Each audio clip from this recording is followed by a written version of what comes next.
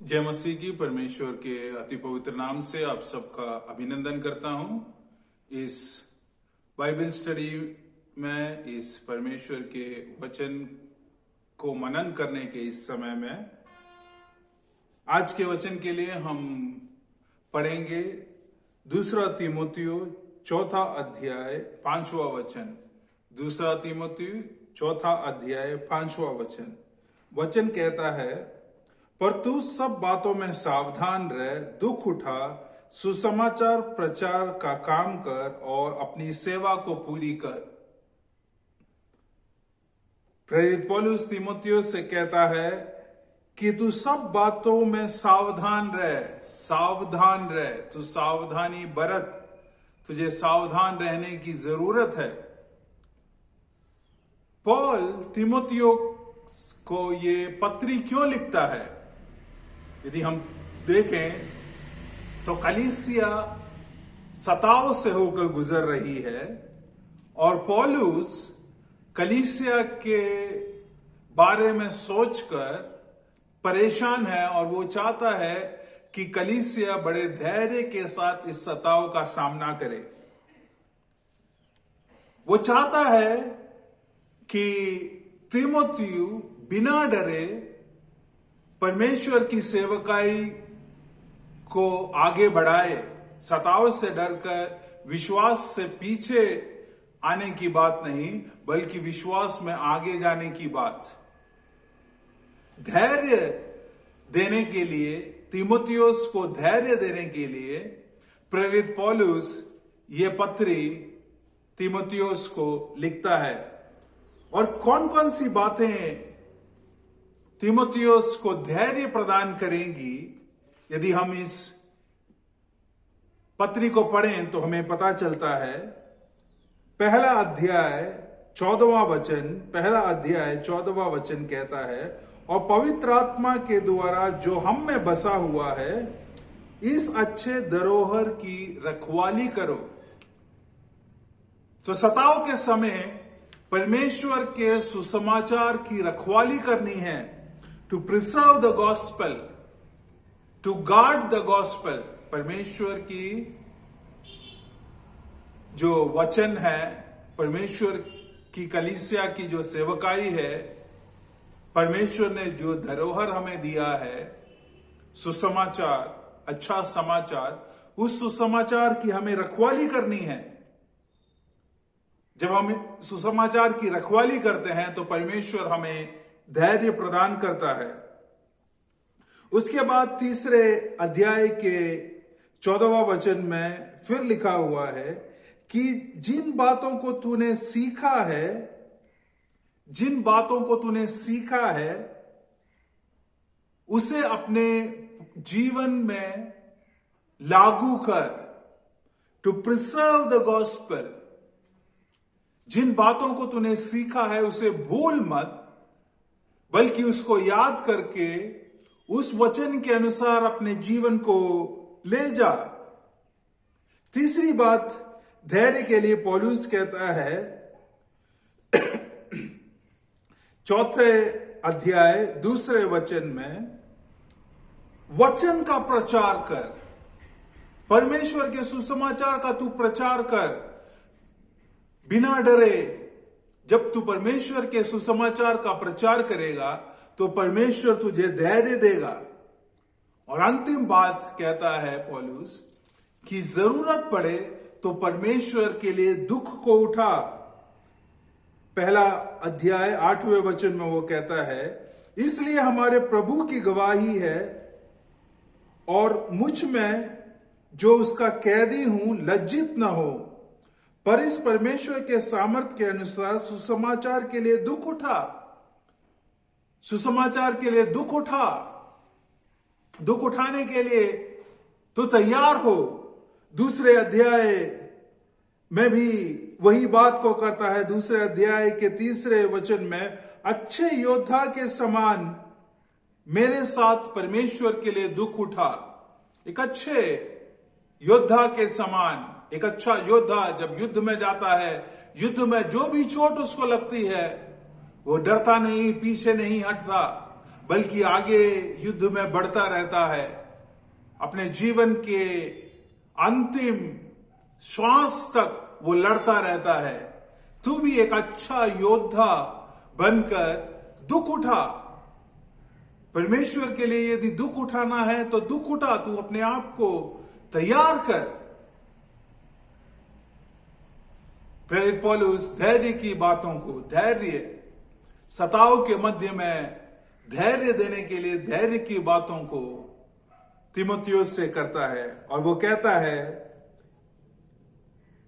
कि सब बातों में तू सावधान रहे, सब बातों में तू सावधान रहे। हम कैसे सावधान हमें रहना है, किन बातों से हमें सावधान रहना है, कैसे हम सावधान रह सकते हैं? परमेश्वर का वचन यदि पौलुस से आप पूछें, तीमुथियुस से आप पूछें, इस पत्री से पूछें, तो इस पत्री में सावधानी के बारे में परमेश्वर का वचन हमसे कहता है।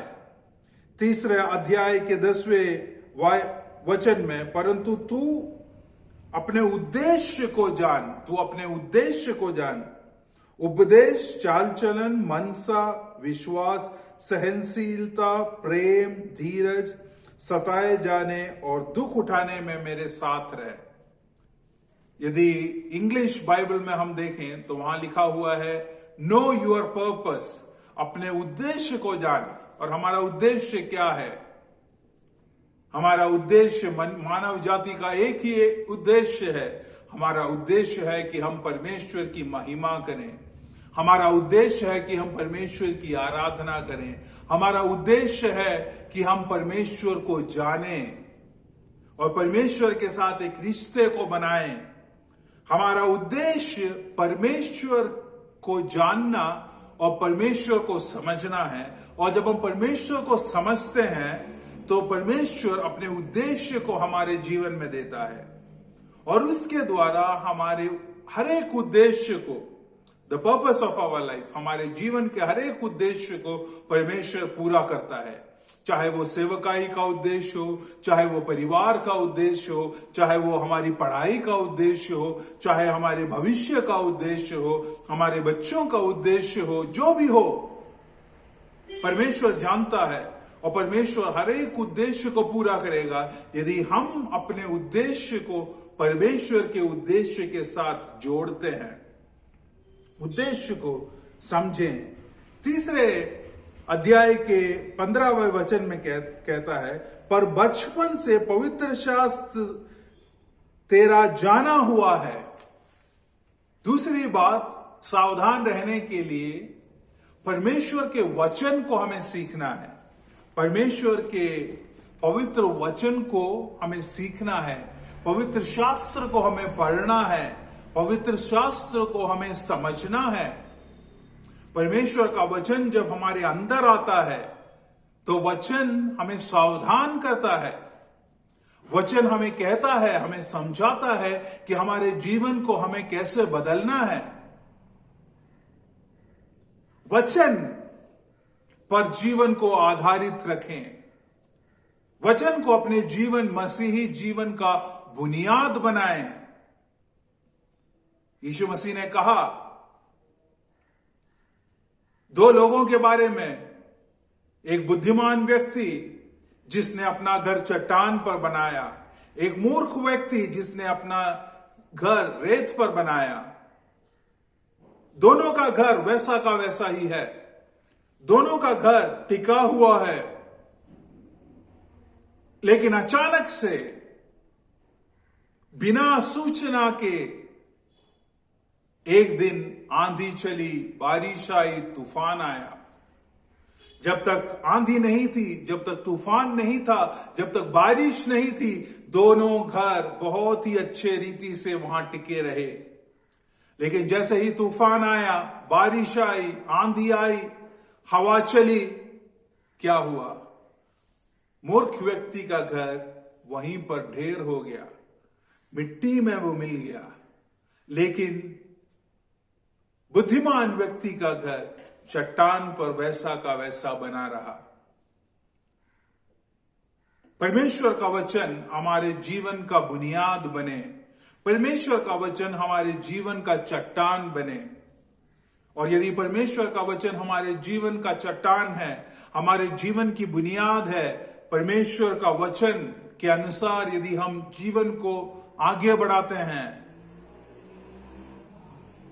तो आंधी चले या तूफान आए या जो भी परिस्थितियां हमारे सामने आए, हमारा घर, हमारा विश्वास कभी भी नीचे नहीं गिरेगा, बल्कि वो वैसे के वैसा ही बना रहेगा।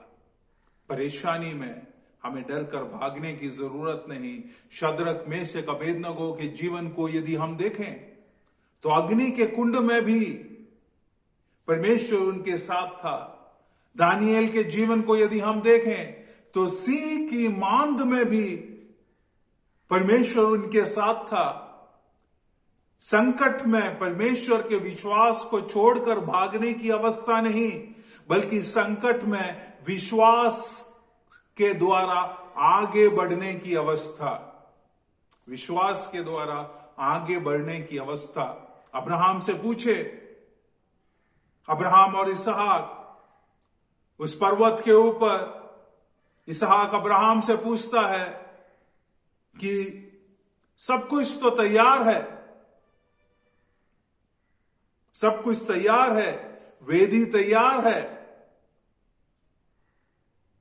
लेकिन वध करने के लिए, बलि चढ़ाने के लिए मेमना कहां है? अब्राहम बड़े ही धैर्य के साथ कहता है, परमेश्वर उपाय करेगा। जब हम परमेश्वर के वचन को पढ़ते हैं तो हम जानते हैं कि उपाय परमेश्वर करेगा, धैर्य परमेश्वर देगा, हमारे जीवन को आगे परमेश्वर बढ़ाएगा, जो भी परिस्थितियां हों। इसीलिए तीसरी बात, चौथे अध्याय के दूसरे वचन में, तू वचन का प्रचार कर, समय और असमय में तू तैयार रहे। हर समय तू तैयार रहे। सावधान होने का मतलब क्या है? कि हमेशा हम तैयार हैं। हम जानते हैं कि हर समय अच्छा समय नहीं होगा, सताव आ सकता है, परेशानी आ सकती है, आंधी चल सकता है, तूफान आ सकता है, बिजली कड़क सकती है।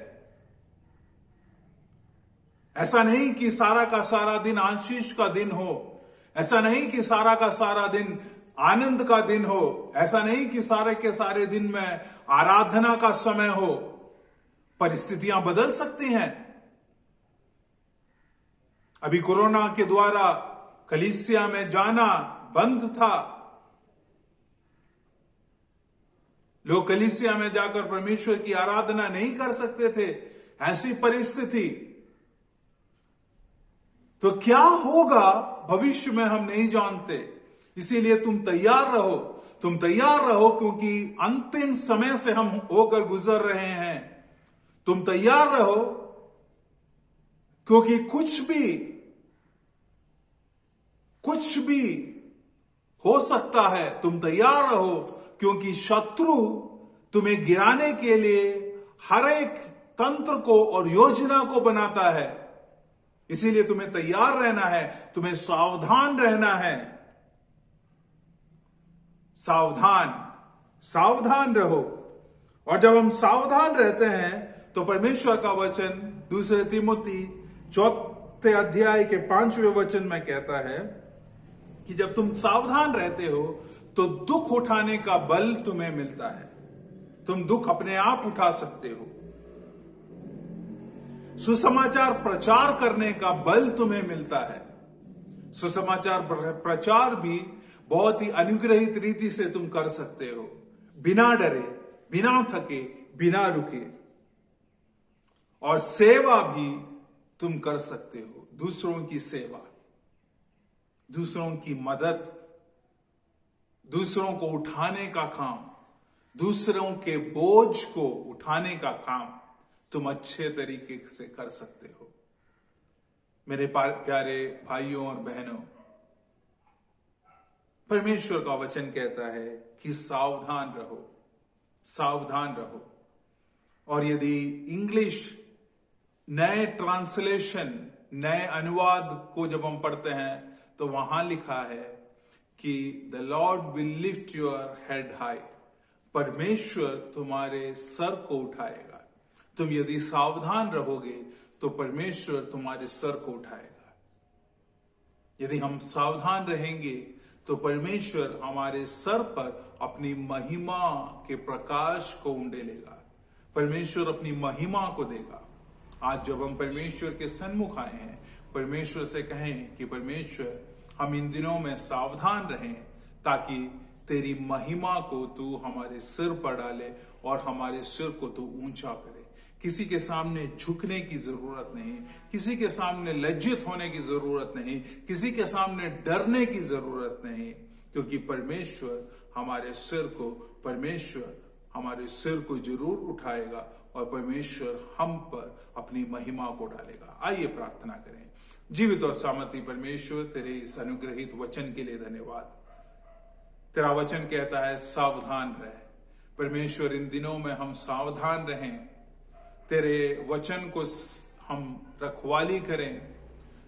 जिन वचनों को हमने सीखा है उन वचन के अनुसार अपने जीवन को हम ढाल सकें।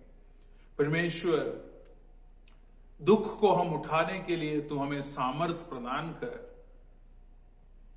परमेश्वर, सेवा करने के लिए हमेशा तत्पर बना। तेरे वचन को प्रचार करने के लिए हमेशा हमें उत्सुक बना।